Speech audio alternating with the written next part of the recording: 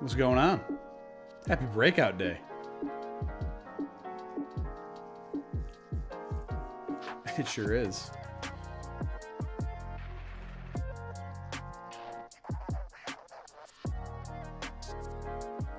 Nod, what's up? How hard are we about to send it? I mean, we've been sending it pretty damn hard.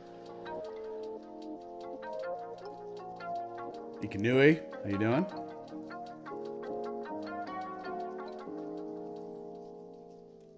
We gonna bounce, meaning like, are we gonna reject? I don't know. Chirpa. Just getting things organized here.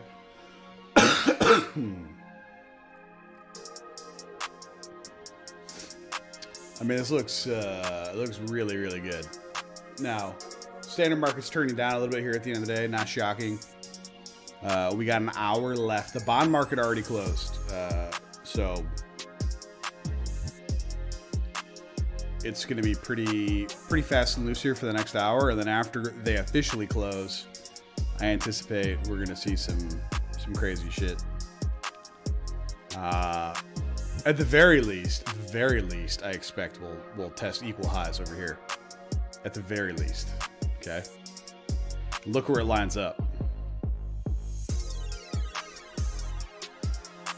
Give me all the crazy shit. Yes, John, I agree.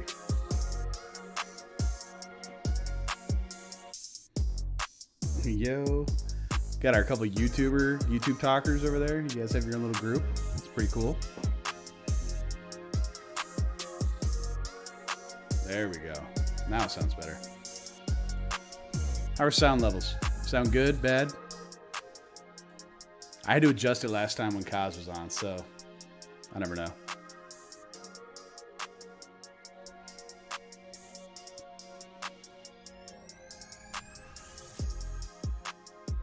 Yes, I have actually. I made some good progress past couple days on the TA course. Getting closer. YouTube stream isn't linked in the Telegram. Yeah, I only really ever send the Twitch. But Dan says it sounds great. The bass is pumping. Jamie boy, feeling good, man. I'm feeling better than you and Kaz were feeling trying to stream Fortnite. That was. I only watched a game, but near zero COVID in the wheezing. Yeah, doing better. Flashbang, just realized you're live. I missed some minutes. Was waiting for an announcement in the announcement channel. My bad, Flashbang. That's usually where I start. I usually start in the announcement channel and then I send everything else. Dude, how can Kaz's internet be faulty? You guys literally live in like the internet capital of the world.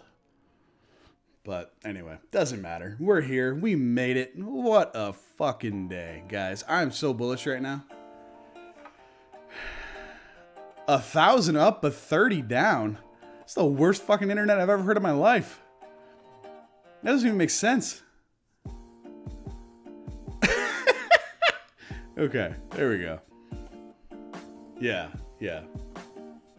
Okay, that makes more sense. I don't think that was it though. It has to do more with like having a capture card. You guys gotta figure that out. So yeah, we finally got our breakout, guys. Like, we've been talking about this shit for so long. And this is a big deal, okay? What's crazy is it was this line, okay? This line on Bitcoin, it was resistance, then it was support, then it was resistance, now it's support again. And look what's happening. We already kind of tested it once, but on a higher time frame, it's gonna look like this. You're going to have another like A-line resistance at like, or A-line support at 48.6. So we might see some games or some bullshit. I personally think the next 72 hours are going to be crazy good. Like really good. Because the standard market's closed. They can't screw with us. There's no real reason for it to be bearish right now, right? People are going into the holidays. People are feeling good. And a lot of the major market makers are leaving. They're literally leaving in 52 minutes. from the standard market. So you can only pump this shit so far. Because think about it right now. Right now, there is no gap yet. Like, there's no CME gap. It's still trading. That'll start in an hour or whenever they officially close. I don't remember. So then it becomes like, what exactly happens next? I've left this on here. You're like, well, Jared, that looks pretty stupid. Yeah, well, it's really, there's this side of it. And then there is, I flattened that out to that line here, but let's go here. This is what I meant to do before. So you have like these areas of resistance, which are not like, we're not just going to bust through this shit, okay? We're not. I would love to say that we will. I mean, just like our rip here from 48.6 to 51.4 is pretty great. Tacoma, what's up, buddy? My man has COVID, can't do anything. Tunes in for a stream. I appreciate it. Tacoma also shared like the best airdrop link I've seen so far on in the Stack Labs chat, where you literally can just like click on what the airdrop is, click to claim it, you know, or check to see if you're eligible and click to claim it. So you should come to the chat and see that if you're into Adam, if you haven't already, which is pretty sick. So we have this nice break, and if we sustain this at all into the close, it's going to be it was money. It's going to be a pretty bullish close. So, you know, this is that trend that we lost, which means that this area again, in fact, didn't realize this till right now. Check this out. Where we broke the trend, I'll have to move it. I'm going to change my color here in a second too. Still don't think A lines work?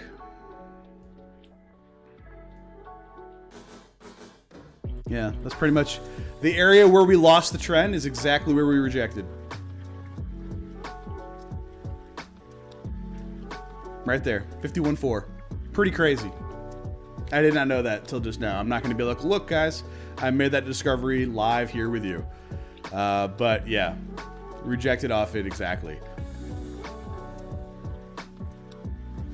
Let's put on our handy dandy VPVR.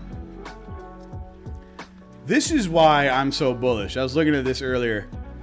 I'm so bullish because we are right up against the edge of this fast zone. Like, this shit could get crazy. Because, look, there's nothing in here.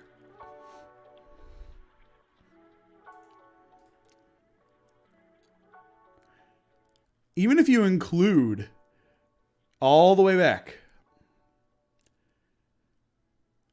there's nothing again until like 54K. If we can punch through here. So that, I think, is a pretty logical expectation for where we're going to go. I think, anyway. I would also say be on the lookout for the old Head and Shoulders meme, okay? Everybody loves to see it. There's a decent chance that we are going to reject around this area where my current red box is. So edge to edge, right? And you'll start seeing this meme.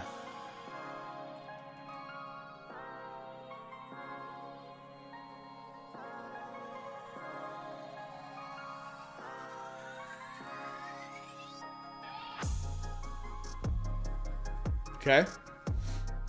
And it's logical, okay? It's not... He's not wrong. Like, you're not wrong. You're going to see a ton of people talking about this when it happens, because it's going to line up with the underside of the trend. And it's just where we're going to have a rejection area as we punch through this fast zone, which I completely expect to happen. Okay? So we probably, if I were to guess... So we have 72 hours where no one's going to fuck with us, which is fun. Okay, we don't have these very often. Standard market is closed tomorrow because they are always closed for Christmas. Christmas falls on a weekend. They pull it off a day earlier. Okay, so Friday, nothing. Left us to our own devices. Then we get the weekend. So we have 72 hours with a holiday in the middle where there's going to be no, like, market overlord shit going on. Pretty nice. So if you think about it, it does somewhat stand to reason that you would like, you know, see something like this over the next, you know, little bit. Now this is why I do the 8-hour chart, because it's easier for me to draw. But you could see a, you know, something like that coming back down, which I have no problem with. I retweeted Random Tasks post earlier, and it was great. Which, as you guys know, Random Task in Stack Labs. We appreciate him always coming to hang out with us. But now, like, remember, and this is going to be day one, lesson one in the class. First thing I talk about is understanding how trends work, okay? Because a lot of people try to trade against a trend. And look, I get caught up in it too. Don't get me wrong. I get caught up in it too. You want things to reverse. We're all macro bullish on this. And so it's hard to set yourself aside. That's where trading in the zone matters, right? But ever since this break through here, okay, this is going back to mid-November. So a month and a week ago, 5 weeks ago, we lost our trend right here. We had essentially a series of macro higher highs and higher lows all the way up. And we've had lower lows and lower highs ever since. Shady, what's up, buddy? So it's been on bulls to prove. That's how this shit works. When you're in a trend, the way the trend is moving is who is in control. We've had a series of lower highs and lower lows for 5 weeks. Hey, Sushi Rolls. Yeah, this is a crypto stream. All crypto. Thanks for popping by. Hopefully you hang out. I'll tell you my thoughts on the crypto market right now. So lower highs, lower lows, all the way through. It's on bulls to prove at resistance that there is power to change that trend, okay? It is on bulls. This is a very, very key concept here. This is a very key concept here. Bulls prove how strong they are at resistance, not at support. And vice versa. Bears prove how strong they are at support. Do you have enough to punch through? Do you have enough to punch through? I'm going to go over it 1 second here, John. So every time we tried to get into resistance since November 15th, bears tucked tail and left and then gave it up at support. Try it again, gave it up at support. Try it again, gave it up at support. That's a series of lower highs and lower lows. That is like trend 101, guys. Trend 101. It is the easiest shit in the world to understand trends. You don't have to be good at this to understand trends. You don't. Or to understand, you don't have to be good at trading if you can just understand trends. So, we get this big liquidation bar down, kind of the one that had us all like, fuck. You know, that's how this stuff usually happens. Big rip down, again, lower low, lower high, lower low, lower high, lower low. So, this is on an 8-hour chart.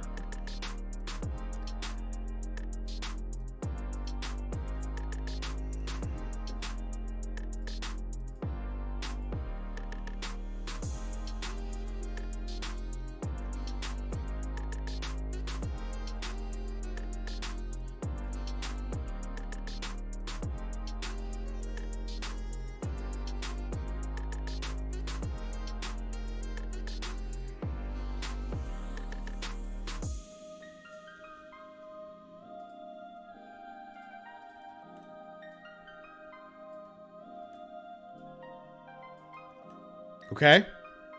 That's a trend, guys. A series of lower highs and lower lows. Now, there's a little bit of alpha in the fact that this was compressing, and that's where you have this falling wedge pattern, which is typically bullish, and we've talked about before, but not really the point I'm trying to make right now, okay?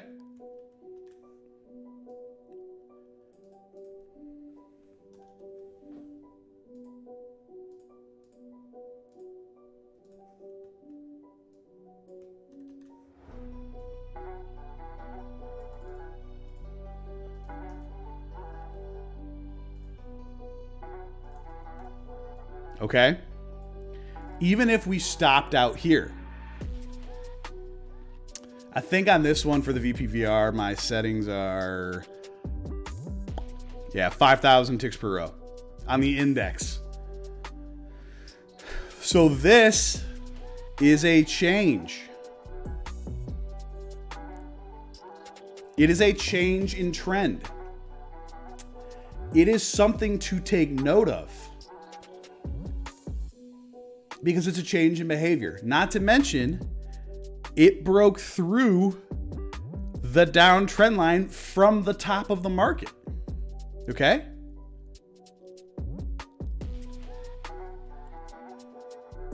All the way down. So not only do we get a higher high and a higher low, we got to break out of the DTL into a new higher high. Fucking crazy. Crazy. Right?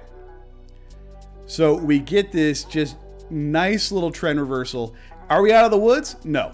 But it's these simple things that signal a change. So what do we want to have happen? Well, at this point, we just want to see a higher low form. A higher low can happen literally anywhere. The biggest strength, or the most strength we would see, is that if we can make a higher low above 49.2, 49.3, that again would indicate the trend, right? That would indicate the trend.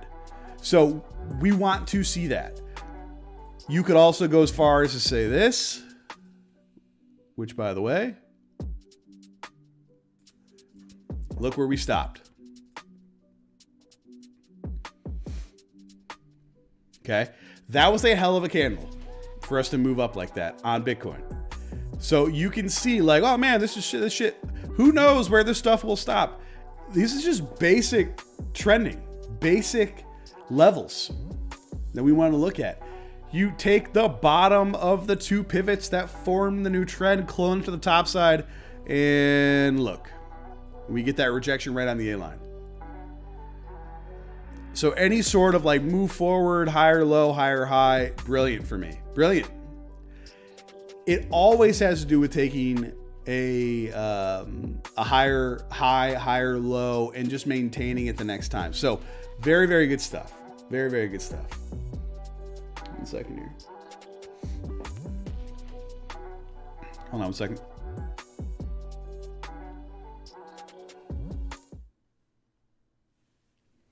Okay. I see you, Taxi. Yep.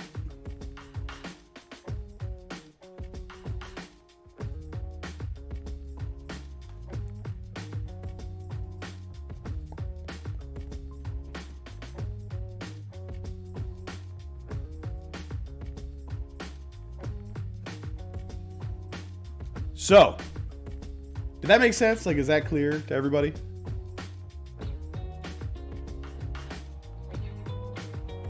Why that's a big deal. Also, we've talked about triggers before and what indicates a trigger. And I've talked about this like ABC or 1, 2, 3. And it, yeah, that's right, Luha. That's right.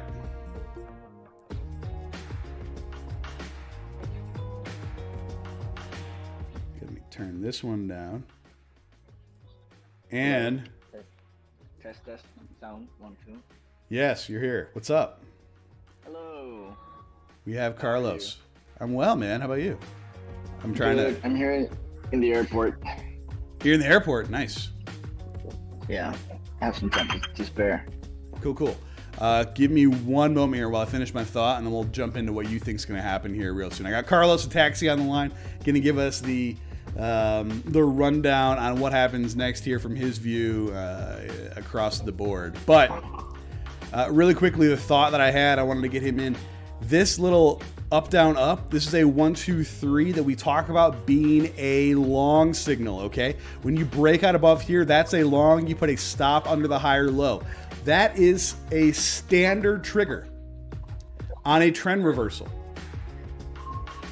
People say, well, I don't know how to enter. I don't know where to put my stops. Like if you bought this breakout, you stick your stop underneath the higher low, because if you break the higher low, we're done. If not, you essentially got a breakout free entry to see how far we go.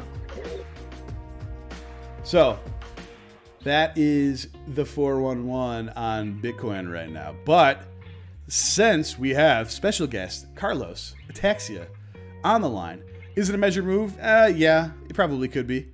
It's not a measured move how people typically talk about it. But we have Carlos on the line, Ataxia, as he's known. I changed his title in the Stack Labs to Nerd Capitan. So that's what I'll refer to you as. But we'll look at Ethereum, and I'll share my screen with you. But what are you thinking about all this, man? I mean, you've been bullish on a lot here recently. But DPI, on a lot of other things coming back through. What do you think happens next? Right. So, yeah, I mean, I think that, like, everyone in the Stack Labs chat knows I'm, like, a big fan of the DPI, and I've been buying for a while. Yep. And I think that the narrative is starting to shift towards Web3, like, heavily. Yeah. And we're about to see, like, it's sort of like a replay of last year where year's end, and if you look at back, like December last year, it was basically December 24th that we started to rally really hard.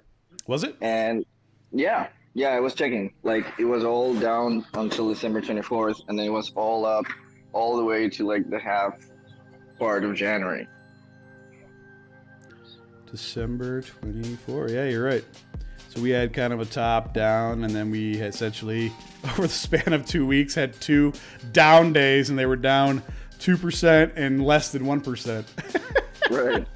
Yeah, and I think that basically that's what's coming for us, where we're getting this like huge repricing of, because basically what we did last year is that we broke through 400. That was a 400 level, and we got completely repriced, where we basically 10x the whole network in like 6 months, and then we spend all this time cooling off, right?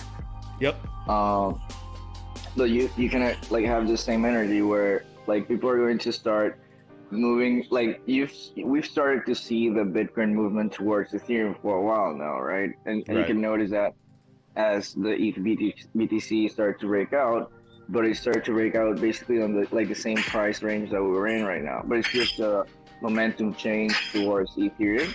And then the people who are coming in like afterwards are like going to start going into alts. And you already saw Wi-Fi like just spearhead this. And that's why I like Wi-Fi so much, because it's usually like a leading indicator of when money like just pours into the space, right? Yeah. Yeah, I agree. And if you, I mean, I know you're on mobile, so it might be a little bit hard for you to see, but I've been worried about this area on this trend, because essentially we started a new trend back in July, right? After that first cool off period started. And I've been worried about this trend the whole time. Like we've just been battling it. I think I posted the other day, we had, right here, 1, 2, 3, didn't get there, 4, 5 out of 6 days. We tried to regain it and we got shot down, like heavily shot down. Right, but you were also setting the floor at 3,800, which was like true. Like, that's this right here. Level that we lost like really hard last time. So this was the area for me that I was always talking about, was that like 39.28 on the index. If you look on something else, it's a little bit closer to like 38 something, but I use the index, which averages all the bullshit together. But like the most bullish thing I see right now is, like we said when we broke this the other way. Okay. Let me clone this. Ah, God, I really hate. I don't know. Does anybody else have this happening right now? Where? Yeah, go ahead. No, PA announcement. Okay. Is anybody else having like where you can't clone lines anymore on TradingView? Because I have that, and it very much annoys me. That happens when you're too good. You get nerfed. I guess, dude. Just brutal. So anyway. We talked about this with Bitcoin, because I think that's my actual example. Yeah, it is right here. So look at that. That one cloned. Bastard. We saw the overshot to this side, which if you were to go back and look at any of my streams during this period, literally from October 15th to November 15th, I said when you overshoot the top side and you fail, you usually go and you test and do the other thing from the other side, okay? Literally, I probably said that 15 times. And then Yeah, I remember that. it exactly happened. Now we had to dump down a little bit lower than I thought we were going to do, because I thought we just have a little bit of a deviation, but it's almost like we had an equal deviation to the bottom side as we did to the top side. Well, here's my bull craziness on Ethereum.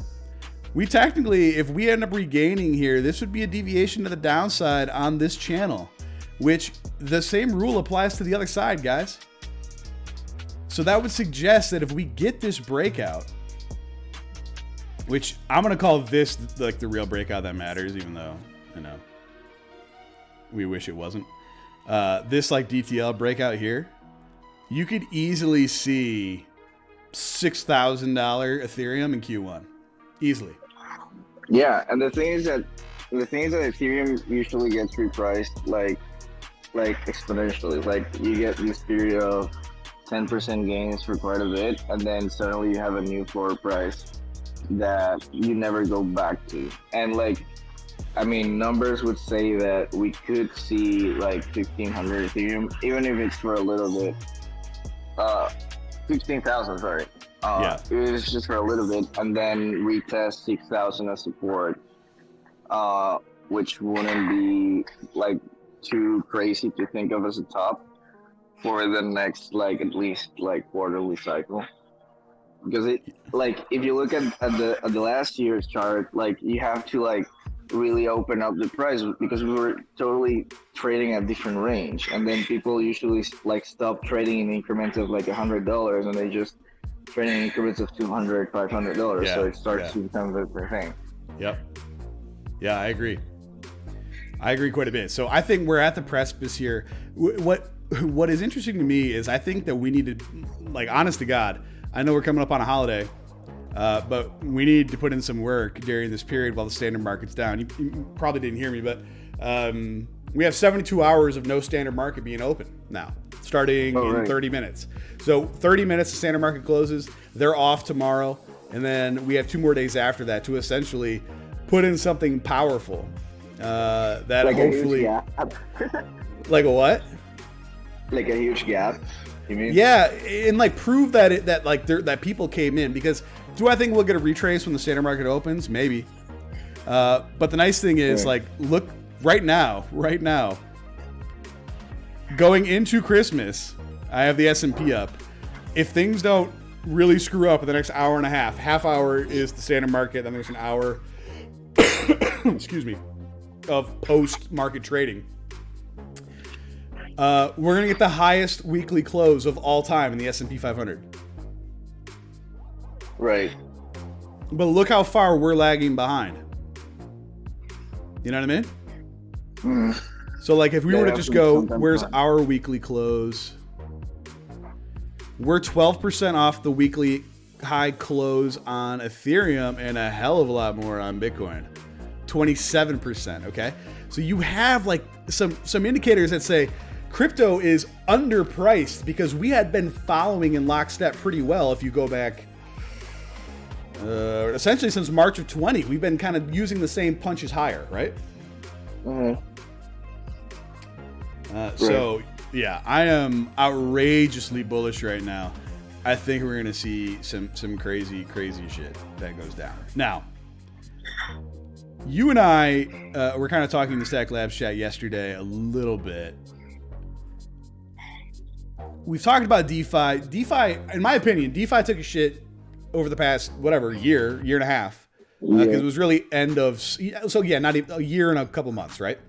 Because it was like September of 20. Before it peaked, it super peaked like a little bit before Ethereum dropped from 4,000. Okay. Like you had a really steep climb, and then it went down more than Ethereum did in that period. Yeah. Excuse me. So, in my opinion, that was in a lot of ways informed by how expensive gas became, how congested the network became, which is what led to a lot of these like side chain. I mean, I'm gonna call. I think of them as L2s, but they're really L1s. But like Polygon or Matic would be an L2. And it's like technically it's still an O1, like in technical terms. Yeah, in technical terms, but it's the one that Ethereum's kind of pointing to. Now you have yesterday the Uni V3 approved to essentially move to Matic. It's already live, I think. I haven't tried it. Right. Do you think that's part of this next move up? Do you think it's, let's point more liquidity to, I think, the L2 that they want, they being the people in charge, maybe Uniswap, maybe whatever it is, want to succeed? I mean, yeah, like I think like a really good point to make is that at this time last year, Binance Smart Chain was just starting to get popular, right? Yeah. No, that's true. And I was way early adopting in September. People didn't really come until winter. right. So like we were, and Binance was our first like multi-chain experience. Correct. Where you're like into like moving stuff from Ethereum up to other chains, which is like, like a change of dynamics, right? Yes. And a lot of what happened and the thing about that is that all of the money that was on Ethereum like now had all these different places to go, because you didn't only have Binance, but now you have like 5 different side chains you can choose from. Right. So the market like got a lot bigger, where you have a lot, like there's room for a lot more participants, but at that point there weren't like that many participants available, right? Sure.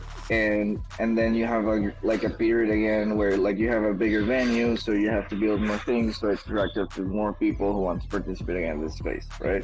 Sure. And then also NFTs happened, and like a lot of the liquidity went towards NFTs, and also like right now probably are heavily into building like NFT DeFi solutions that will like unlock that liquidity even further towards like bootstrapping this whole ecosystem, right? And like in the meantime, you've had like stuff like IMX come out, which is like layer 2 solutions for NFT trading, DYDX, which is layer 2 solutions for leverage trading, and all these other things that are now like online, where you have now even more products and services than last time around. So it's all about, I think, the narrative going towards those things and kind of like putting DeFi in the limelight. Sure. And the thing about it is that if you think about this, like the fact that now there's a multi-chain ecosystem, like makes the value proposition of these DeFi protocols like all that more enticing, because it's not like confined to Ethereum, right? Like Uniswap, like you said, it's now like a service on 2 networks, and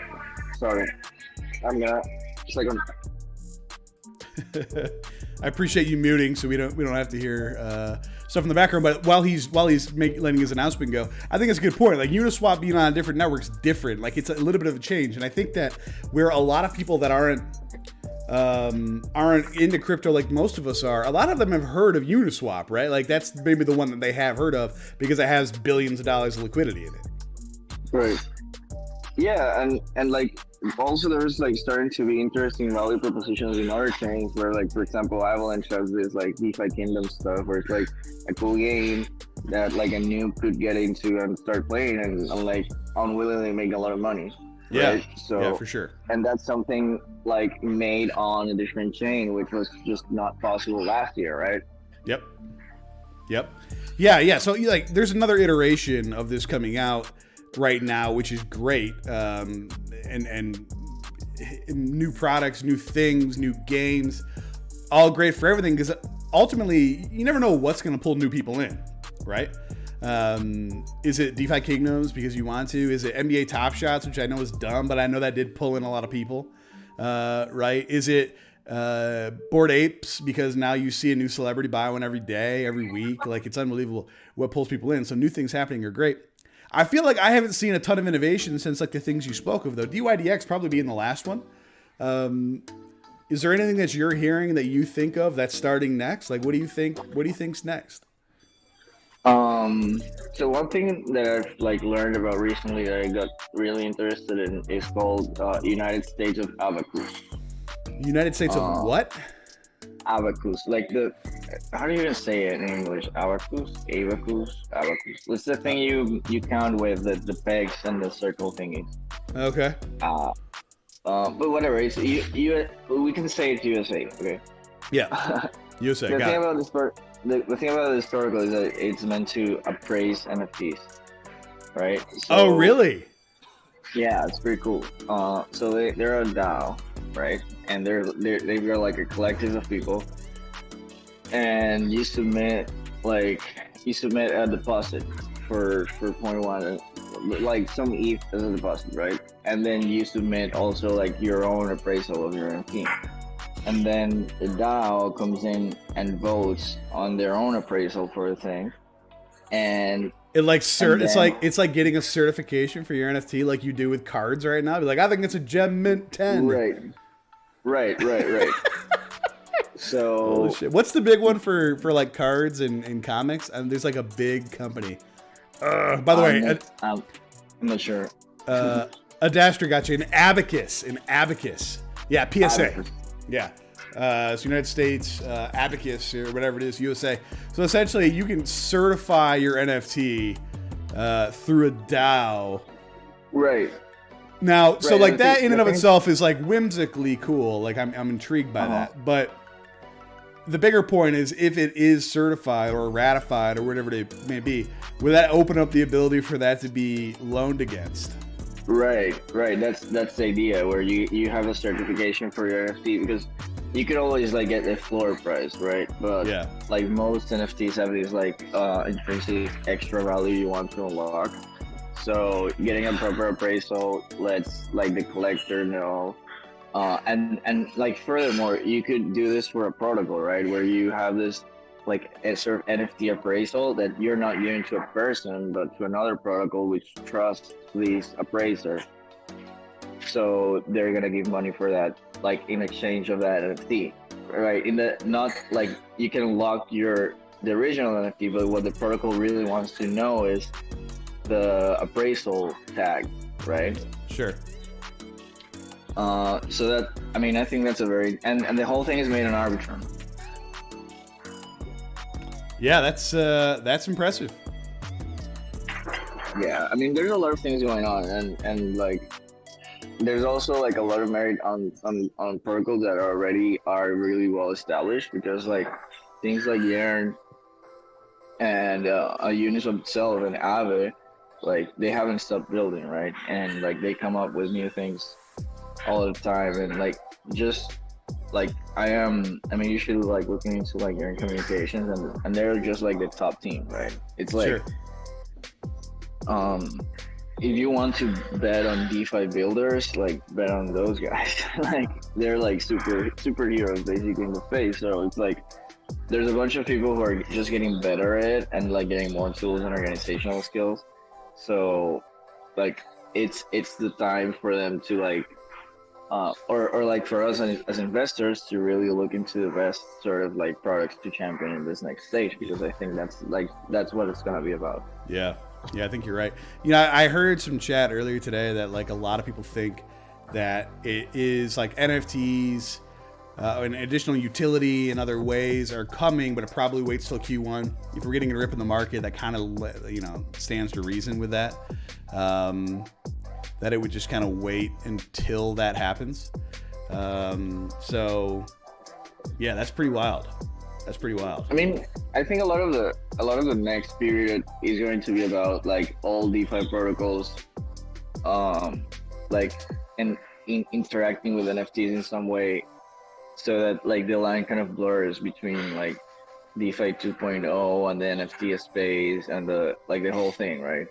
Sure.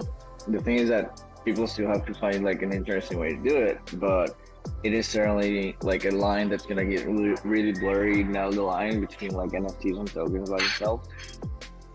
By the way, your boy coming in with a great comment here.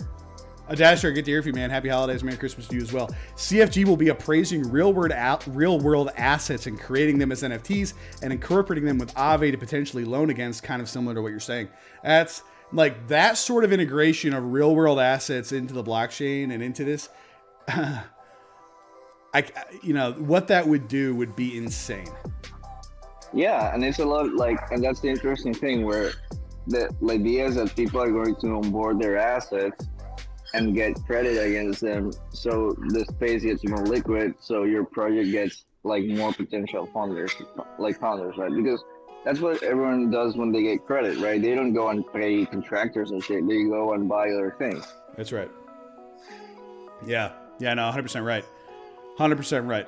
By the way, while we're sitting here, I was just kind of looking at Ethereum and where we could possibly go. One, this whole thing is kind of a large or high time frame bull flag. It's a little bit of a loose interpretation of that, but you have this crazy flagpole, and then I've never even cloned this recently to look at it. But if you go to the line chart, a lot of people look at my chart sometimes and go, where are you picking this shit from? Is it the wicks? Is it the bodies? Like, what are you doing? Well, pretty easy way to look at it is just take it off and go to the line chart. I didn't do anything that isn't technically sound. This is how I choose to chart when I'm looking at crypto, which is in a liquid asset. I do not do this in the standard marketplace, okay? I use the edge of wicks in the standard marketplace because it has more liquidity. You don't see crazy rips like this. But if you look at this, you can pretty easily say, yes, the bottom held. So we know this was a channel and we're trying to turn up off this trend. Extremely bullish. And would essentially run this up. I could see $4,400 in the next 72 hours. $4,400. Yay. Probably because crypto's stupid. And you guys hear me say this all the time. 4444 before Monday. 4444 before Monday. Just 4,200. yeah, that makes sense. Or 44420. 4420. That's the number. Yep. I'm putting it. So I'm putting on large print because I know people on Twitter just kind of scroll by and they'll see me talking.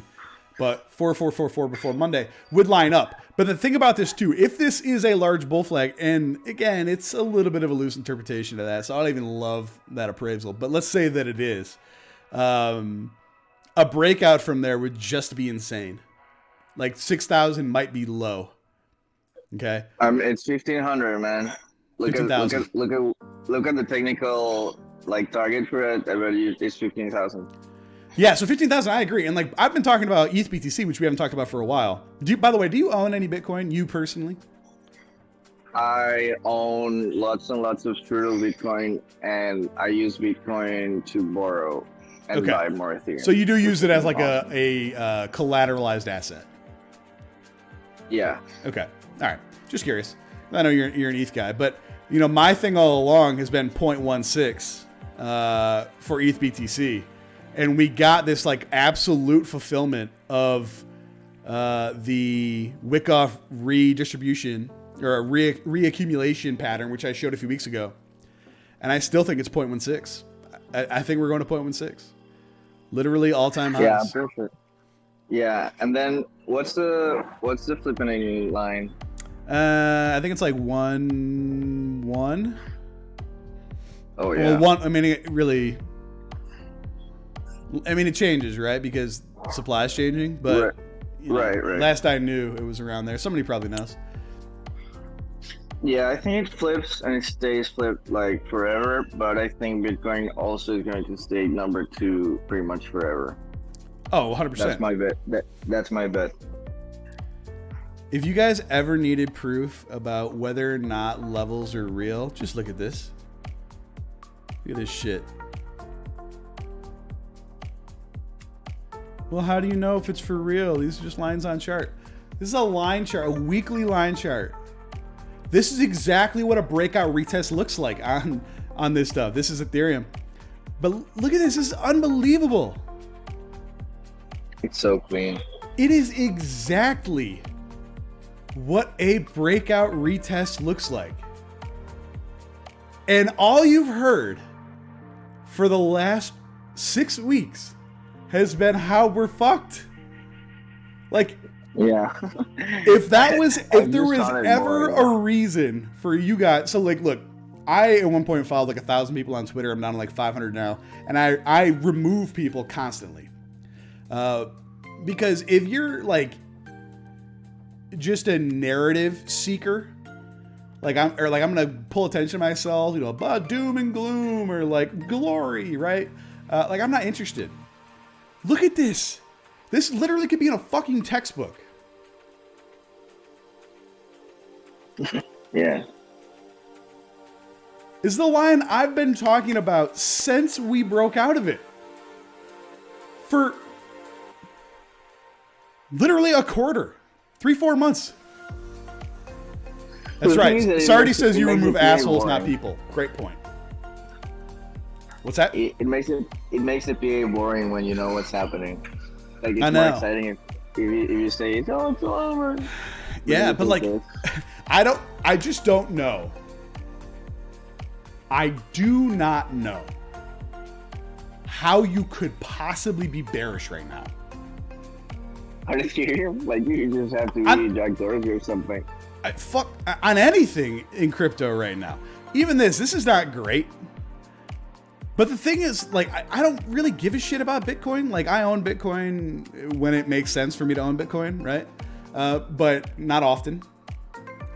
Okay, so we're essentially a double from here. So 0.16, it sounds like, is what Corey says about market cap. So essentially 1 trillion to 500 million right now. So at current prices, it would take 0.16. That would be the flippening. That's the target. So did I get that Can we right? look I at- fucked that math up. Can we look at the DPI ETH chart next? I will. One quick thing really quick, because these are on here from earlier. Here, I'll do this instead. I don't care as much about chart structure on Bitcoin. Here's why. Bitcoin has like a perma bid from enterprises now. Like, I think people in crypto kind of know that Saylor and people like him are like big time buyers and they're adding liquidity to the market, and it's going to continue that way. So I just don't care as much, but this literally should be in textbooks as what a breakout retest looks like. It's unbelievable. The strength of this is crazy. And if you're bearish here, then I don't know what to tell you. And by the way, we're 9 minutes from the close in the standard marketplace. Because, I have 6 monitors. So on this monitor over here, I have the S&P and the NQ. And they were down for a minute, which is why we got our pullback. We're 8 minutes and 36 seconds away. And they are absolutely hammering into the close. They're hammering into the close. Hammering into the close. The hammer is using this chart, so this type of bar, right? The actual hammer at the top, the close bar, is called hammering into the close. Essentially, we're going to close the week at all-time highs. As long as we can hold this out for the next, now, 8 minutes and 5 seconds, we are going to hammer the close in the standard marketplace. And if we hammer the close in the standard marketplace, and that's what crypto has to look at going into a 72-hour weekend, then this is going to happen. Rip. Yay. Yep. Oh man, please. By the way, where are you going? Ooh. Keto. I spend holidays there. Oh, nice. Yeah. I am nearly certain that's what we're going to get. Still hammering, still ripping, 7 minutes, 20 seconds left. I'll give you guys a countdown when it happens. Do you think Ethereum is going to hit 5,000 before or after New Year's?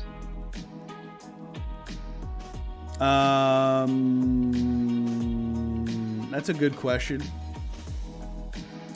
I don't know. It's really going to be interesting to see what happens on Monday, because we're going to get 72 hours of us just being kings of the castle. It's like when your parents took a vacation for the first time when you were growing up. You know what I mean? Like, I don't know about you guys. I did some crazy shit. In fact, I remember that because I was the youngest of 3. And I remember my parents went away after my brother and sister went away to college. It was literally just me. You know what I did? What did you do? I had a 100-person poker tournament in my house. 100-person poker? Yep, 100% poker tournament. And I remember that poker tournament like it was yesterday because I was so the final table got paid out. And I was in, like, there was, like, essentially, we were playing down for the final spot, and I lost a full house to a straight flush. The guy had a straight flush for me to not make it in the money. How did the kid set that up? Bro, come on, I've been enterprising since I was 12 years old. You know? Damn. Yeah, I lost to a straight flush. I've never seen a straight flush in person ever, okay? And not only did I see one at that point, I lost to it to make it to the final table. By the way, if Dan is still here, which I think he might be, Nate and I put that on. Our buddy that we share in real life, who lived by me growing up. Yeah, we literally had tables on my back deck in my house. We cleared out all the furniture. Shit was nuts. Anyway, that's what we're going to be doing this weekend. Yeah.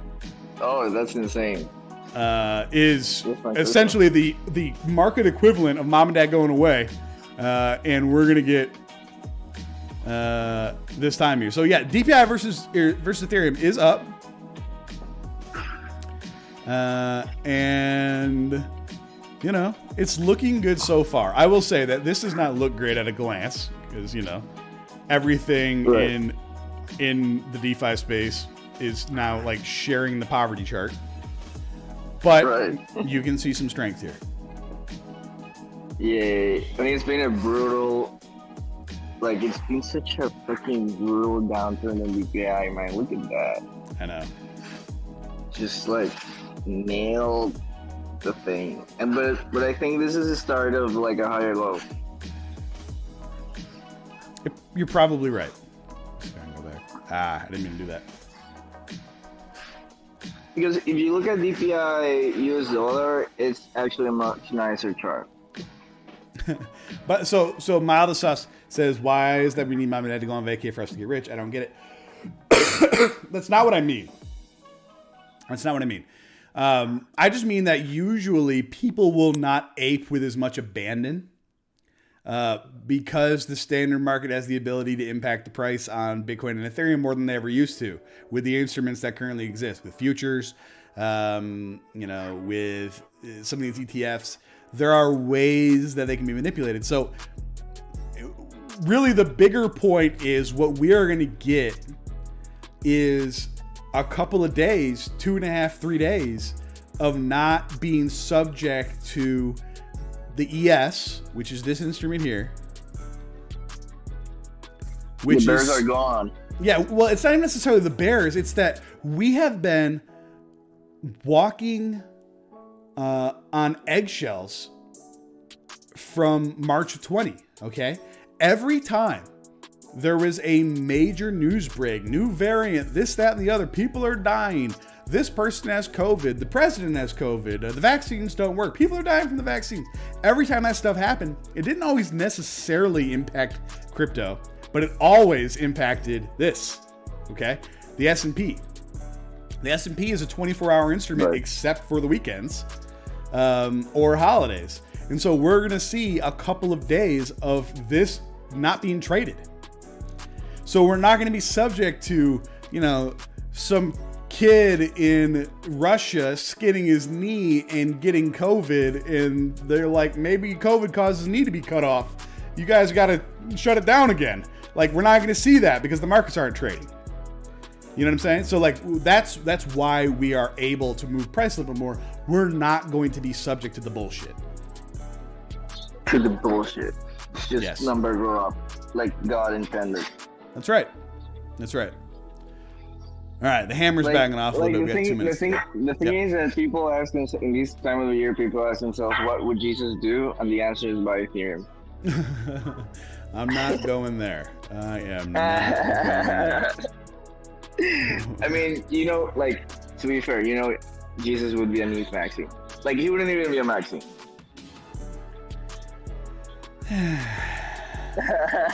All right. Let's move on. Look at the DPI USD chart though, because it did a double bottom like in a super micro scale, and I really like that. Yes. No, it looks good. Now, here's the thing. Just like any other trend reversal, If Jesus don't buy ETH, I ain't praying no more, says Quentin. All right. I don't want to get into religious talk here. Thank you.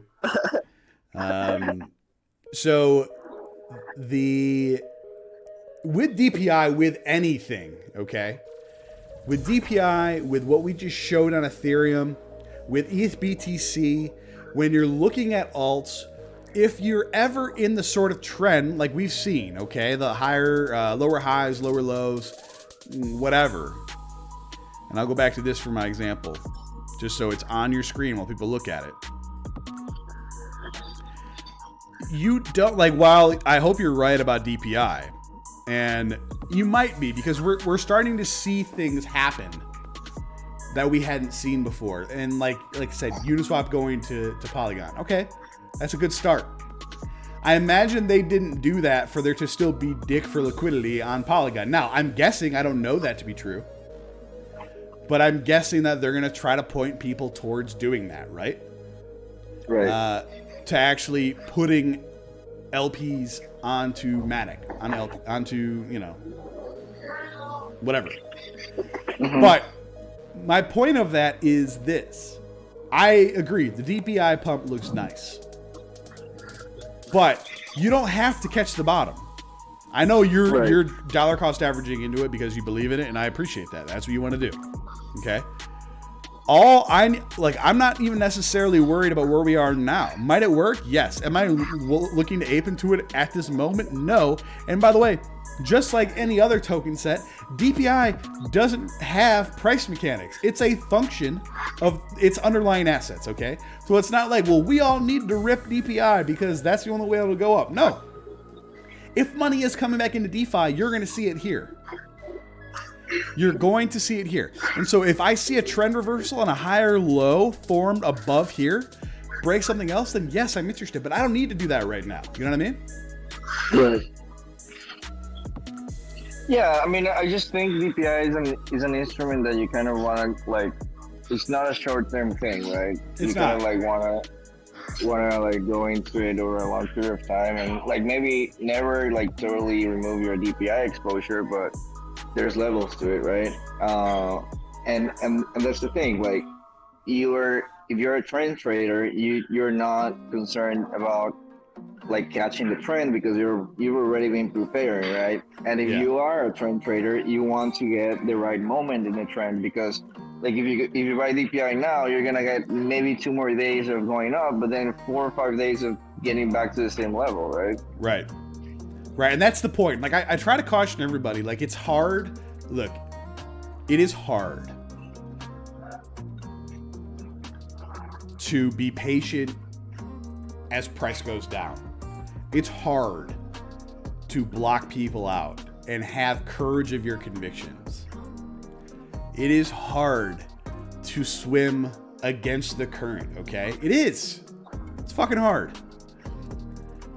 But what I try to tell people all the time is look for the lowest hanging fruit. If you're looking at alts, understand how to compare things. How to compare it versus Ethereum. How to compare it versus Bitcoin. Is it improving? Okay? DPI, you're right. There's a rip now. It's going to keep ripping probably because we're going to have a good weekend, right? I think we can all agree with that. Mm-hmm. So we're going to have a good one, but it's not like this is a straight line up. Everybody thinks, because look, right here. Look where we are right now on my chart. I know you're mobile, so it's hard for you to see. Oh, don't worry. I have a good view. But if we have a rip up into here, which is where I think we'll end up, okay, somewhere in there, in the near future. When we're going up here, your brain is going to be telling you, holy fuck, we're going to 6,000 right now. I missed it. And what does that cause you to do? Right. You FOMO buy. Yep. Yeah. You FOMO buy at shit levels. The most important thing for trading, the most important thing for trading is learning how to get your entries right. So the first thing that you do when you buy is not see a red number, okay? You know how much easier it is to hold if you understand how to buy the right levels? So, yeah, I think we're going to get a breakout here. But we also have been buying down here for the past week. So who cares? And when it goes up, if it rejects, I'm not going to be the guy who's like, oh, fuck, I'll see you guys at 3,400. You know, like, that's not going to be me either. I want to be looking for that higher low to flip this level. That's why I have this green box on screen already. Hanad is right. Entry is like 80% of a trade. And exit's the other 20%. Well, that sums it up, right? Yeah. Is there another? Maybe there was some percentage no one was aware of. Well, there is. There's like exiting, like layering your bids in and out, I guess would be the nuance in it. But this is where supply is right now. Okay, supply is sitting anywhere between, I could see us stopping anywhere between 43 and 4444. That's where it makes sense for us to reject. So if you see a breakout candle in the next coming days and you want to buy a breakout, go for it. But if you think that you're going to buy a breakout after it's already gone up to $4,200 and that entry is never going to be touched again, you're probably wrong. But there is a merit of buying at the breakout level for this smaller structure, right? Like, because you wouldn't like necessarily be buying like resistance, and you have like a confirmed breakout, and that's just if you have, at least for like, and it all depends on your time frame, right? Yeah. If you're going into like a 3-day trade, maybe you can catch the upside of this and then move down. But what happens usually is that when people make some money, then they're like in this mindset of, oh, I'm gonna be so rich, and then I'm never selling, and then it goes down, right? Yep. Yeah. And that's where, like, for most people, if you are not a good trader, and there's nothing wrong with not being a good trader, guys. Like, there isn't. Trading's hard. Trading's hard. I've been doing it for 12 years. I still fuck up. Most of you haven't even been doing it for 12 months. Okay? Trading's hard. There's nothing wrong with DCAing into things. Nothing wrong.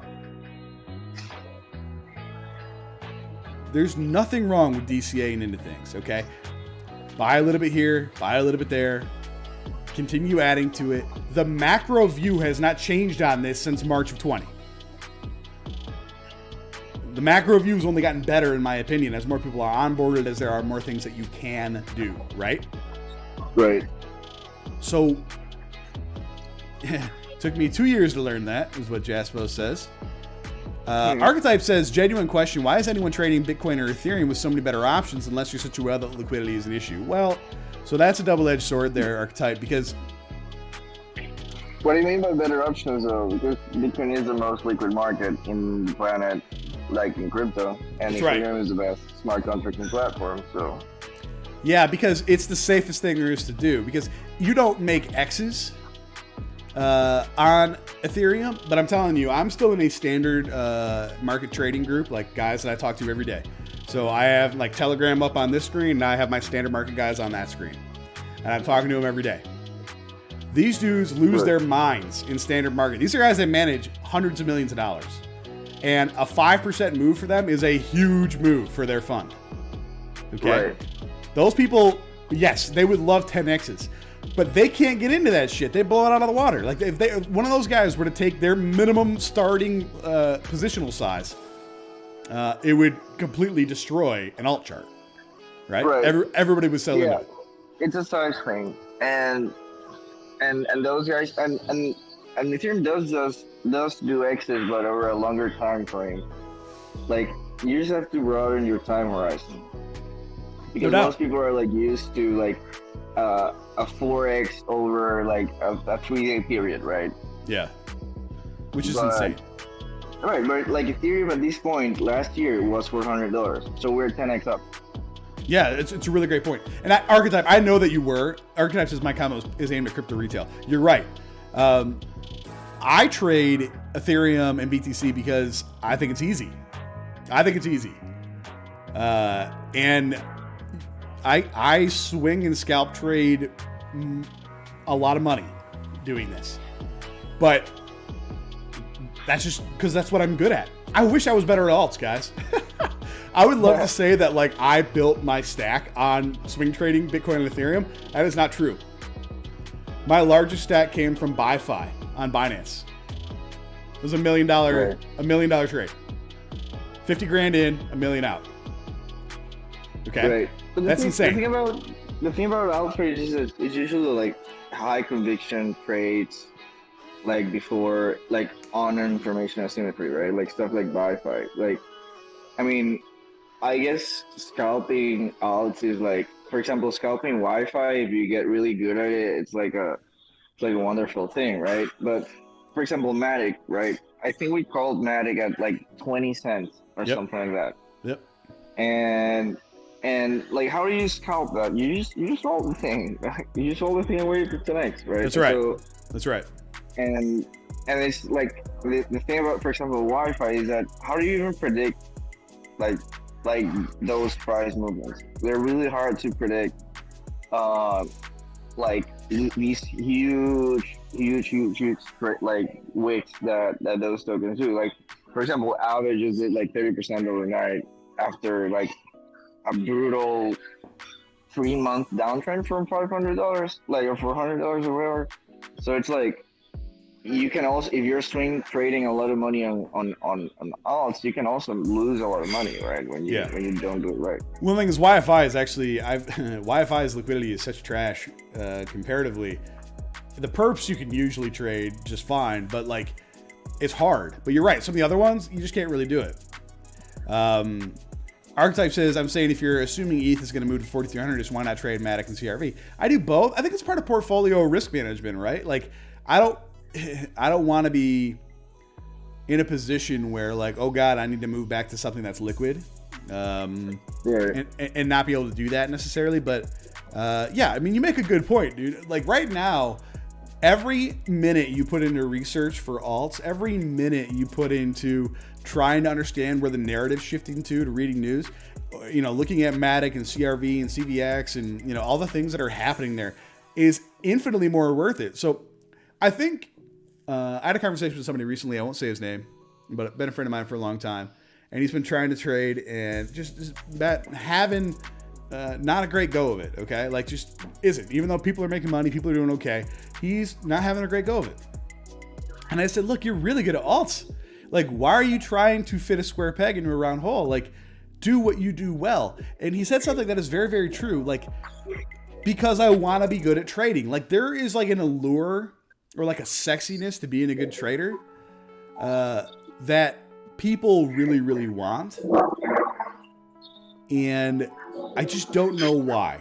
You know what I mean? Right. I mean, there's so many things you can be doing, right? Yeah.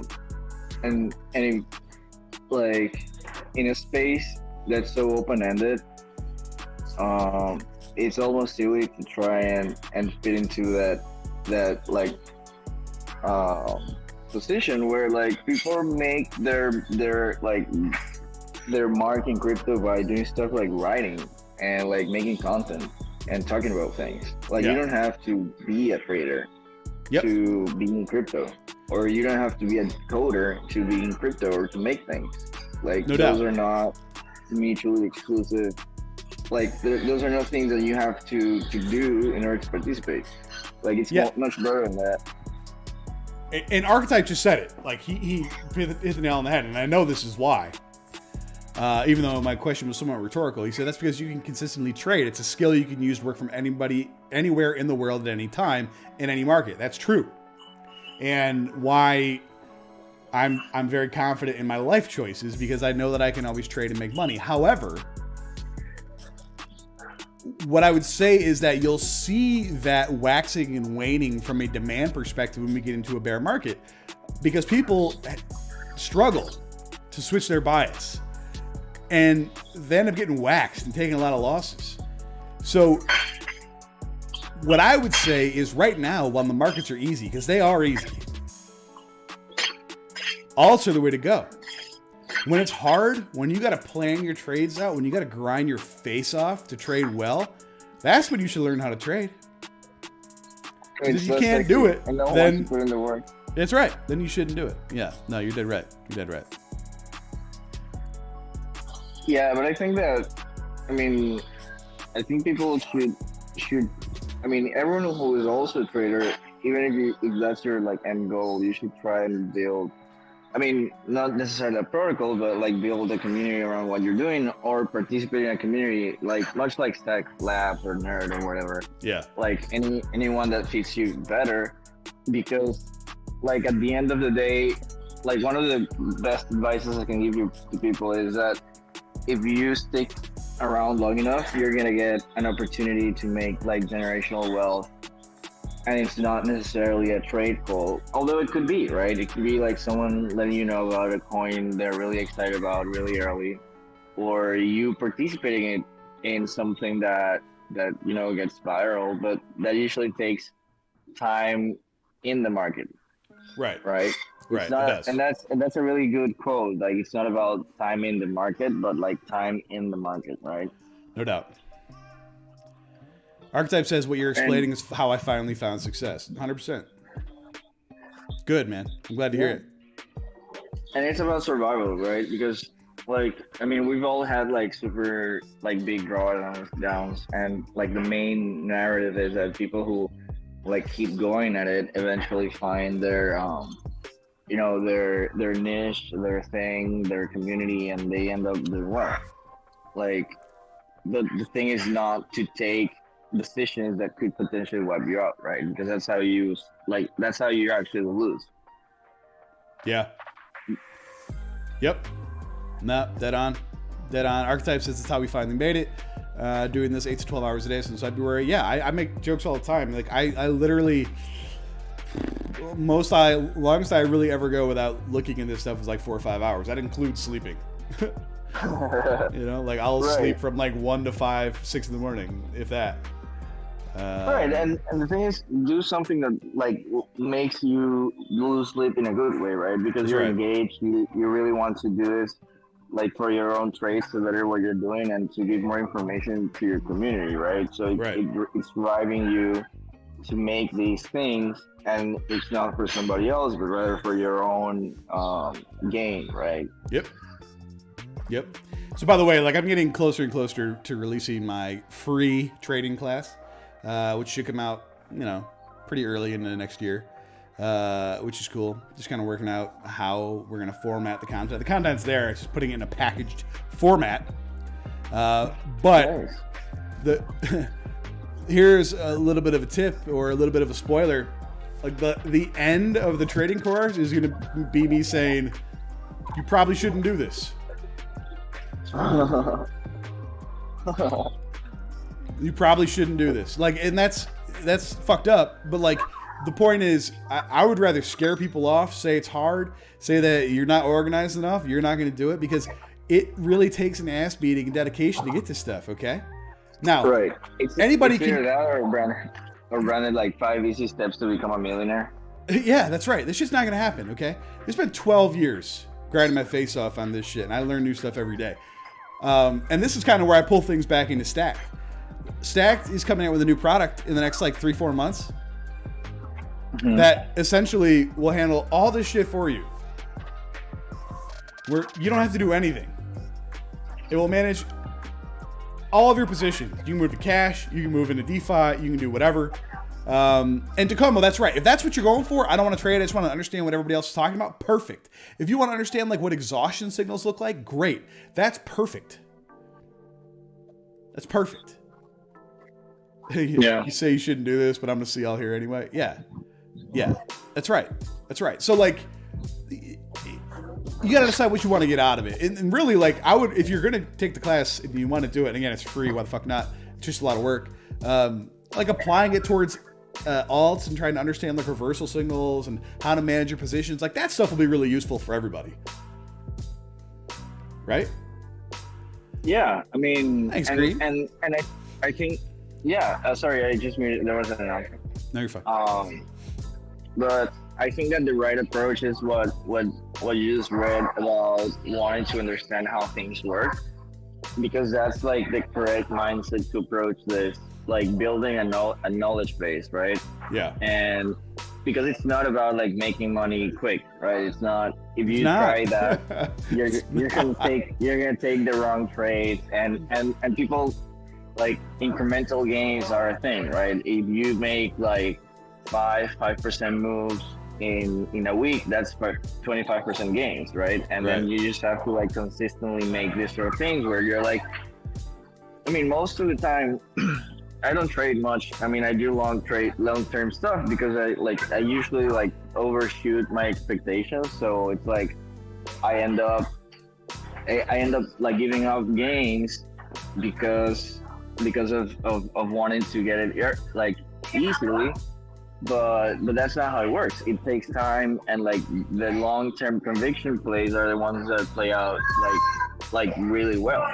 Like, hey, gather Ethereum for 6 months, right? It's gonna be at the same price the whole time, but eventually it's gonna go up.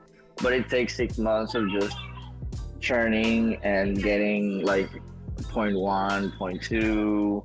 Sometimes you'll win big, but like you cannot count on that. But you can count on small wins, right? Yeah. Yep.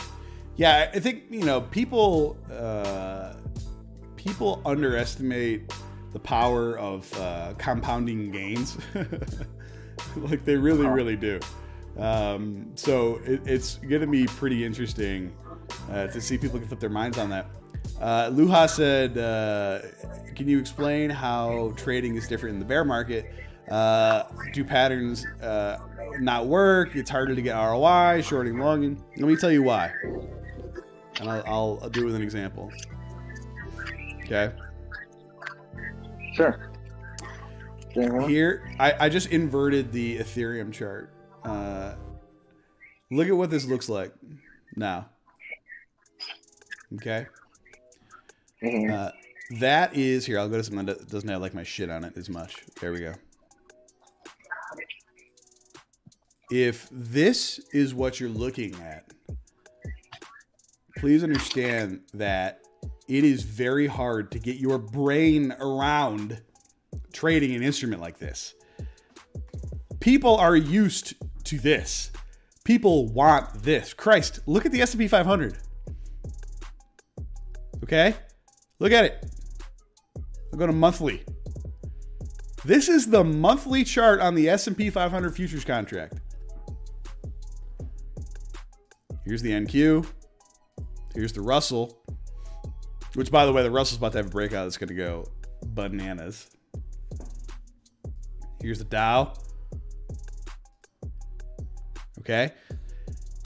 The reason why it's harder to trade in a bear market or a downtrend, I hate the word bull and bear. It's just what people say. I hate it because it's very hard to extract yourself from your own bias, which is why I recommend the book Trading in the Zone so often, because you have to learn to separate yourself from your bias. The reason why trading in a downtrend or a bear market is hard is that I think, particularly in crypto, or really anywhere, there's an infinite amount of money you can make going up. The most you can make shorting without leverage going down is what? 100%. That means that the instrument goes to zero. Okay, that's the most you can make. You double your money. It also means that the inverse is true, right? If you are buying something and your thought is number go up, what's the most you can lose? Well, zero. Yes.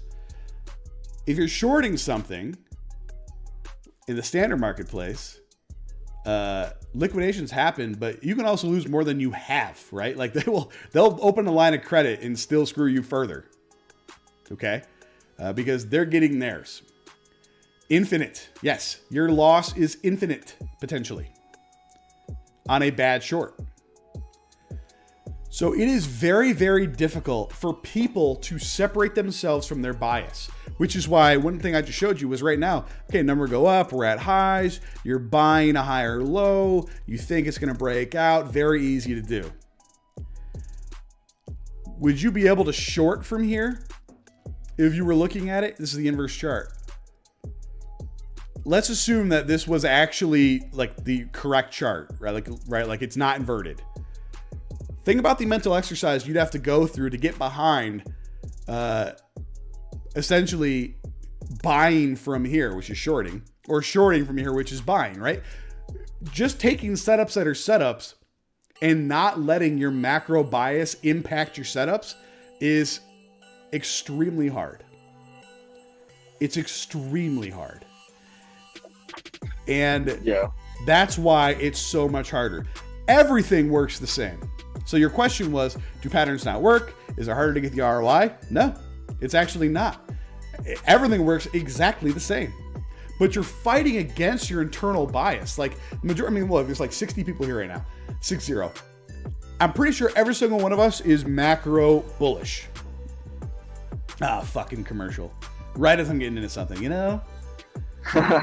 Yeah, I also have to. I'm boarding right now.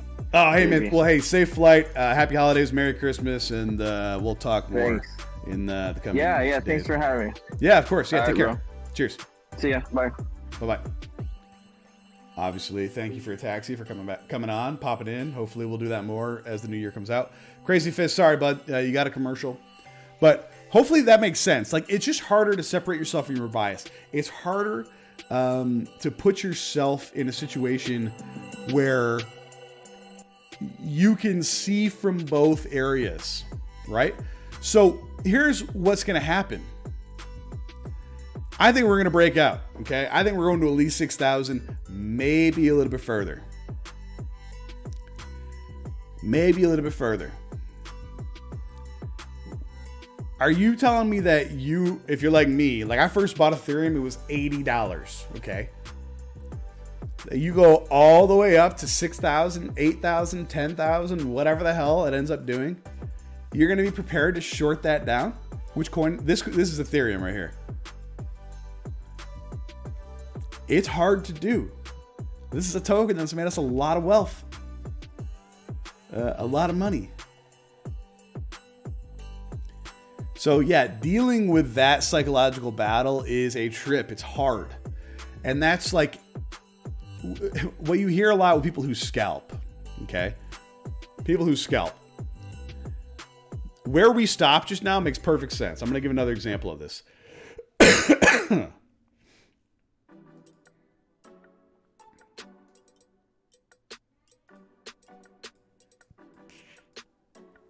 Okay, that was resistance. That was resistance.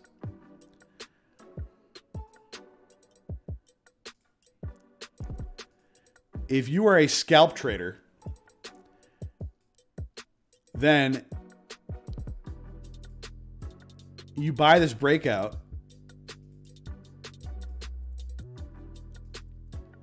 and you take your profit. It's a 4.5% trade. That's pretty good. Like, I think that's pretty good, right? You get a 4.5% trade. But what happens is scalpers or people that don't really know how to trade don't commit to a strategy ahead of time. If you're a scalper, you go, I see the resistance at 41.50. I think if we break out from 39.50, I'm going to get a $200 run, and then I'm going to close my position. That's right. Luha says, but maybe that's the low. So your scalp becomes a swing now. And you don't take your profit. You go, shit, I'll just hold it a little bit longer. And that's when you hear people being like, fuck, I had this position and I was in so much profit. I kept my stops below here. It came down, knocked me out at, Dan says guilty, 39.30. I was up 4.5% unleveraged. If you were leveraged, it was 9% or 15% or whatever the hell how much leverage you use, which I encourage that you use zero leverage, but that's right. A scalp becomes a swing into the weekend, becomes into a swing for the quarter, becomes to I'm a bag holder, and that's how ADA has the following that they have, okay? Because you just end up, now you're a community member, you're volunteering to be a mod in the Telegram, you're telling your family and friends about it, trying to get yourself out from underwater, okay? Like, that's how this shit happens.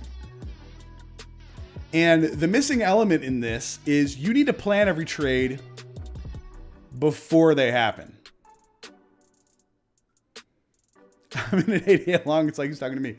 Actually, ADA, I'm not relenting because that'd be off topic or off brand. But ADA has some things coming up. I'm 4% up to community members down bad. That's right.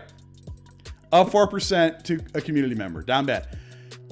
The thing that most people don't get is they don't plan their trades, which is again why trading in a bear market or a downtrend is so fucking hard. Because Luha says, but also my 4-day swing becomes a scalp and I don't let the profits run. That's right. That's not having a plan. You have to, like, if you're a good trader, truly, you have your stop loss and your take profit plan before you ever open a trade, before you ever hit that green button, man. Ever. But that's not what people do, is it? I'll just see where it goes, man. Ride this shit out.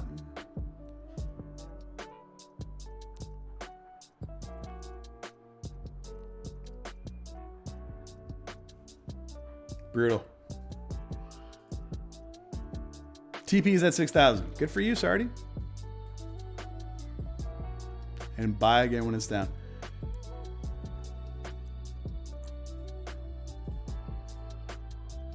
Ah! Change battery. Sorry, guys. I didn't realize this was going to go that far. You just get my voice for the rest of the time. I left my charger in the other room. Rugged. All right. So, hold on a second here.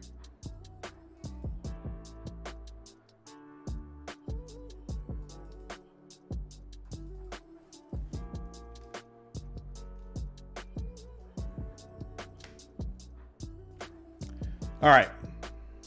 If you have alts, if you have things we want to check on, happy to do that for a couple minutes here. And then I'm going to ride off, figure out what's going on with my camera.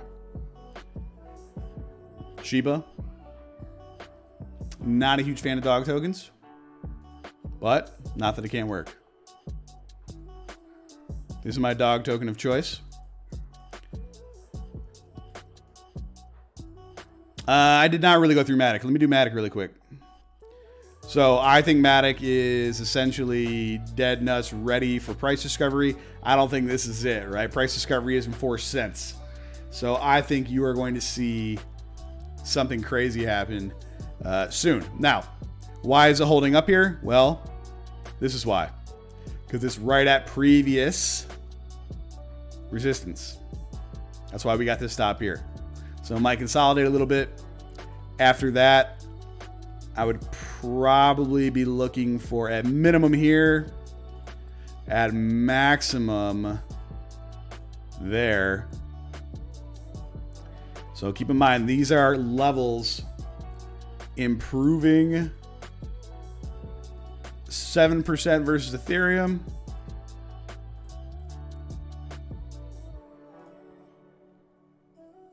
And 17%. That's how I would take profits on Matic, assuming we get the sustained breakout that we all think that we will.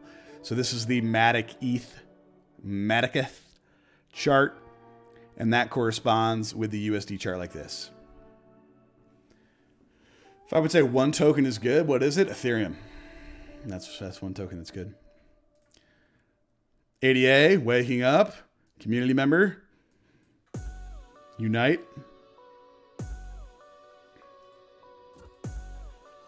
Brutal. Talk about atoms, since we got a lot of atomites in here. This is pretty productive, okay?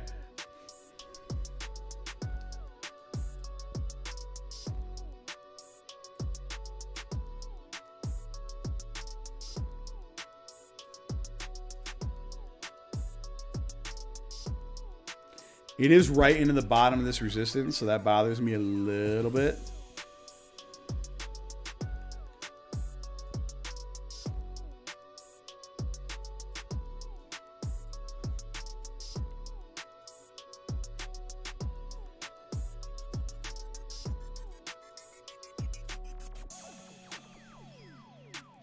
So that's your next key on Atom. Okay. Yes, yes.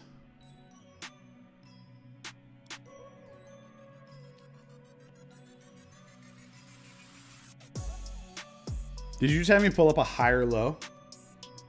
Yeah, Archetype, don't even get me started, bro. That shit literally killed me. So many of us were up so much money, and then we got absolutely crushed on that nuke. Absolutely crushed. I mean, I just got stopped out, but I know some people that got liquidated, so, you know.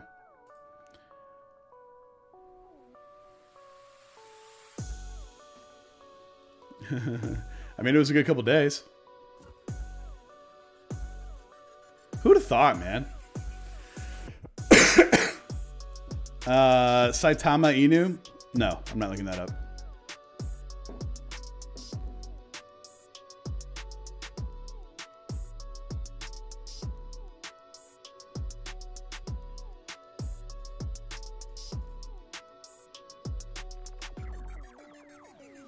I think B&B is poised to have it run.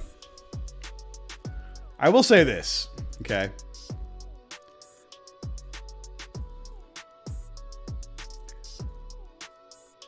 ATA? I don't know what that is, but I'll look. Solely having this high level consolidation. On the weekly, you have this going on. You know, Sol needs to get moving, okay, or else I'm going to cut my position, which is not in line with what I've usually been saying, okay? So I wanted to show you this. As long as we're holding this level on Sol Ethereum, I'm fine. I'm holding. If we get a breakdown of this level, you'll probably see me get out. And the reason for that is this. Okay.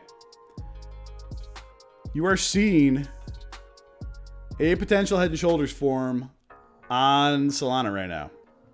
There's been a ton of tokens that have been released into the market recently for people that were early investors. Okay. A ton. And they're selling. Like, they get it and they sell.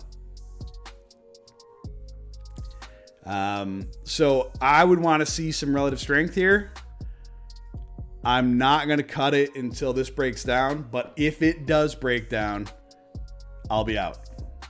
Suggest you do the same. QRDO, I'm not.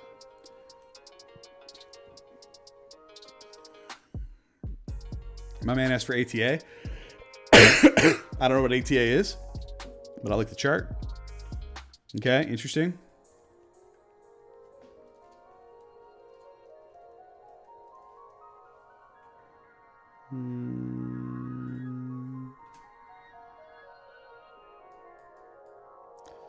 Yeah, I mean, it's at support versus Ethereum, so it's not bad. Yeah, I mean, I'll take a look at XRP. XRP's, you know, kind of garbage, but it's fine.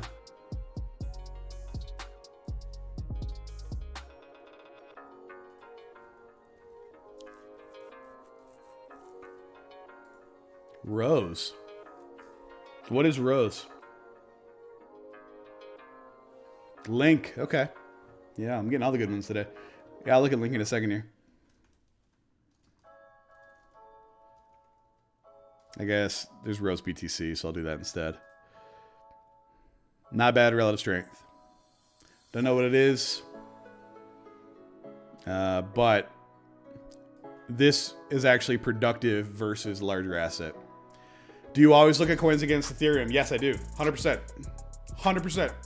And if you don't, you're losing money.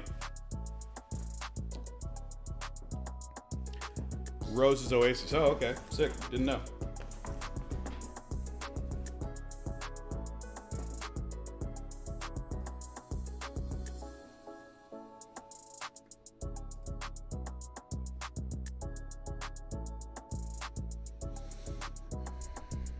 Yeah, that's not ideal.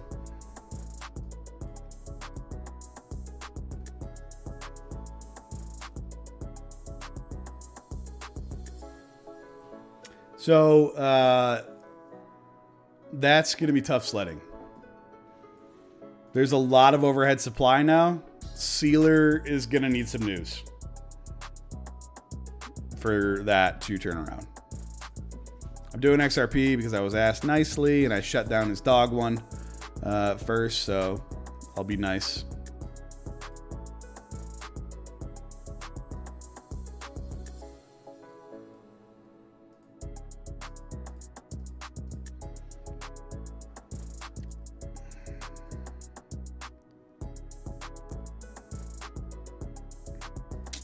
I don't like that box.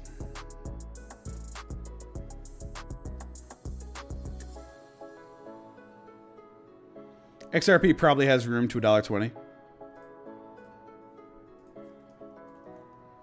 But I would argue there have been very few points in its history where it's been worth owning XRP versus Ethereum. Okay? It's starting to show some relative strength here, which is nice. You see this right here. Bollocks. Come on. There you go.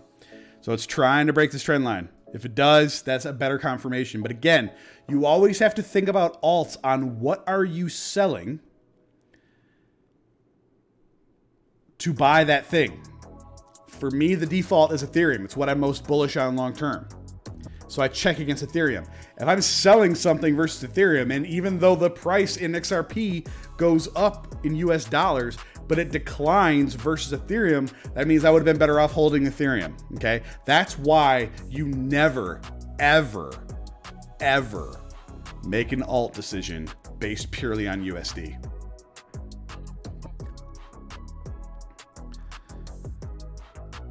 Aren't the ETH BTC pairs not the same as simply comparing because those pairs only move if they're traded? No. So like that's why I just explained that. I'll look at QRDO in a moment here. So Archetype, that's not what I mean. It's not necessarily saying because they're traded or not. What I'm saying is one showing relative strength versus the other? You're just essentially taking the comparative price of one and looking at the other. It's how you can prove that at times it has made more sense to own AVAX than Ethereum. There is an AVAX Ethereum pair, but even if there weren't, I would want to see which one has greater relative strength. Which one will perform better? That's right. So right now, AVAX is at all-time highs versus Ethereum. Now, it is not at all-time highs in USD. It's not even close, right? That's way the hell up here. But if it gets a sustained breakout from here, you're going to see it improve rapidly against Ethereum. So yeah. So it just gives you another way to go, yes, I like this. Yes, I like the FA, but is what I am selling to buy it worth it? And this is why a lot of people in alt land lose money, is they never go through that level of evaluation.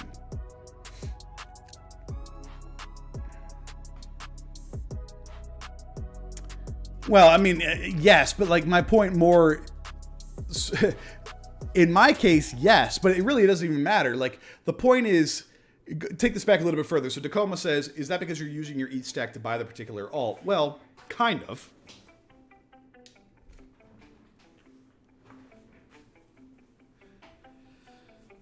Kind of. But the way that I view it is like this. Ethereum is the king of alts. In fact, so much so that I'm not even sure you can call Ethereum an alt anymore. Okay? It has a $500 billion market cap. But Ethereum is the king of alts. Usually all alts will take their cue from Ethereum. That's been changing recently for the first time, maybe ever. But in my view, what the most bullish alt is, if you will, is Ethereum. And so if I'm moving out of something for another thing, I would just like to see price appreciation better on that alt than Ethereum. Otherwise, I should have just bought Ethereum. So Archetype says, I'm asking that if the pair changes value if no one trades it, or only if the underlying assets change it. That's not how it works. Yeah. That's why those pairs on like Binance and shit make a ton of sense. Yeah, so Shike just said it better than I did. But so like right here, you look at QRDO, they do have a QRDO versus Bitcoin, but notice that it's calculated by TradingView. It's not that there's a pair there. So at any time, you can do this, and then look what I'm doing. I just typed that in, ETHUSD, go down and hit the index. And TradingView will actually give you that chart, even though it may not exist. Which, by the way, again, I don't know what QRDO is, but this looks pretty good. Looks pretty good. It is in the resistance right now, but this is pretty strong and moving.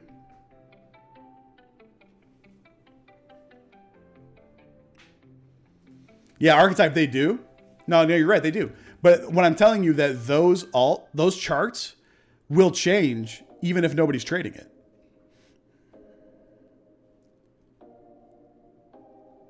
Those charts change even if there's not a single person trading it. Yeah. Yep. No, good question, man. Good question. All right, we did Rose. I don't know what QRDO is, but it does look good.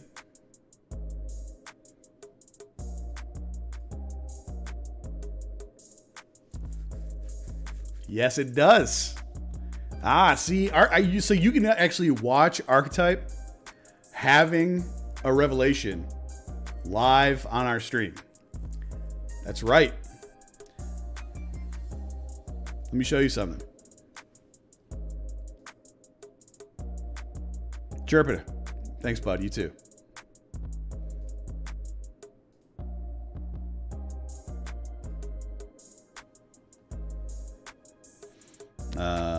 That's not what I want, actually.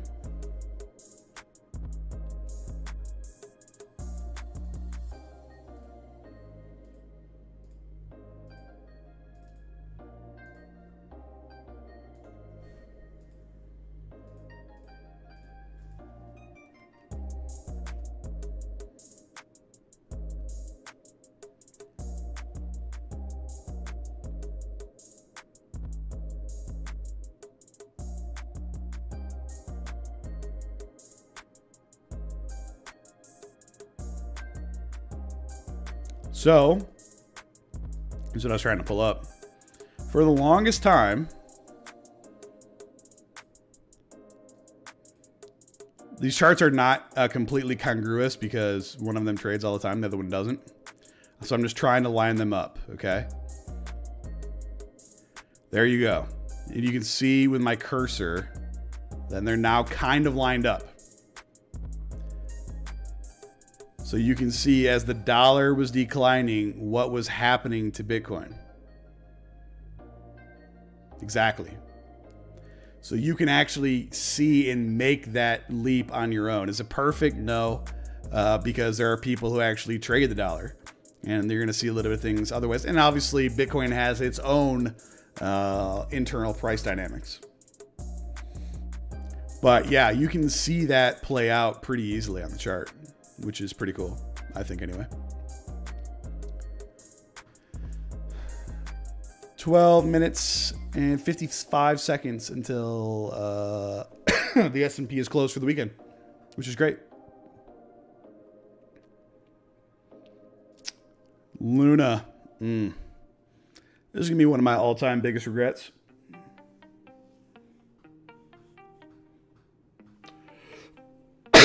And there's a lot of them.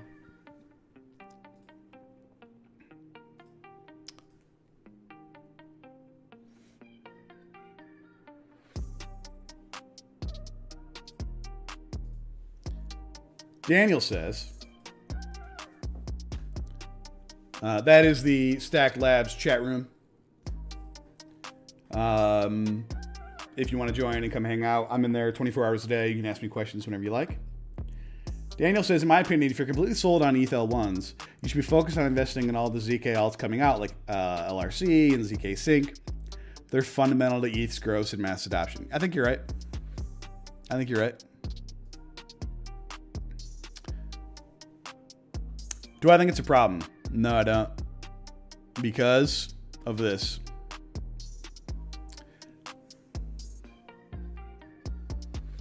Oh, God. 8 to 20. Yeah, that sucks. I know that feeling, dude. I bought Nvidia at $32 and I sold it at 64. And I was like, I am the greatest trader of all time. I doubled my money by buying Nvidia, and I knew about it because I built computers, and I was like, Nvidia makes great graphics cards. And it doubled from 32 to 64. I don't know what Nvidia is trading at right now, but it's a lot. I had my entire 401k in on that.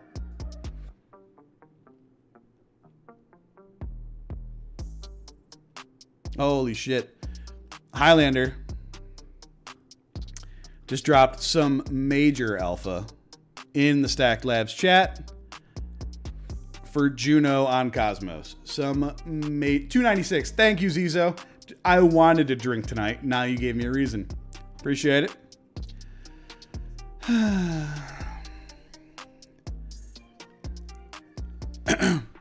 Yeah, Highlander just dropped some major alpha in the chat for Stacked Labs. Highlander is a validator in the Cosmos. Juno being the one where he's main.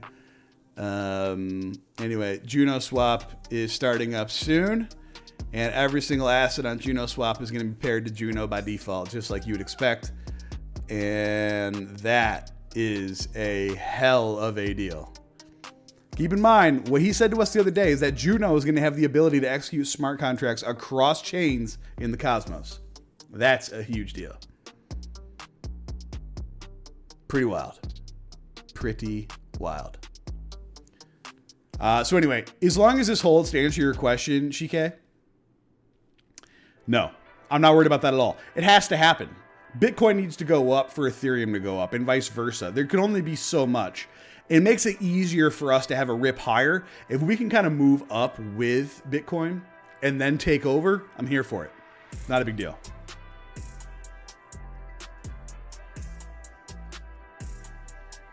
All right, I can tell my voice is starting to fade a little bit. You guys maybe can too. So I'm pretty much going to call it. I wanted to hop on and talk with you guys again. It's been too long. The class is going to be coming out soon. I might be doing streams a little bit less frequently as I try to finish it up. Because I try to be prepared coming in here as best I can. And I just need to buckle down and do it. I was waiting to get my new camera, which I finally have. To be able to record video introductions and answer questions and those sort of things. So I have that now. I'm just kind of going through and recording and trying to organize as best I could. Thank you all for joining in. It's been a hell of a year so far. I'll stream again next week too, but whether you celebrate Christmas or Hanukkah or whatever it is, Kwanzaa, which I know is, I think, earlier, I hope you all have a wonderful holiday season. And hopefully you can be with family during COVID. If not, man, come hang out with us in Stacked Labs. We'll be here. But stay safe.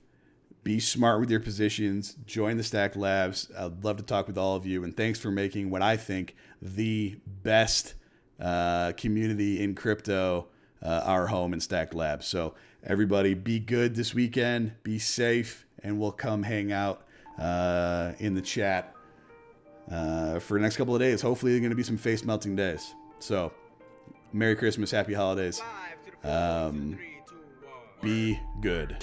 We got 45 seconds left if anybody has any lingering thoughts.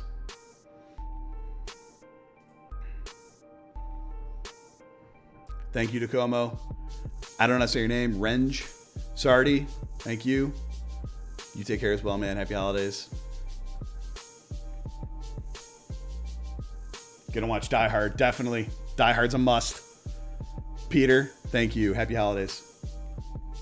20 seconds left. Die Hard's a good one. I watched the new Bond last night too. Really, really good. Kind of depressing. Give that a go.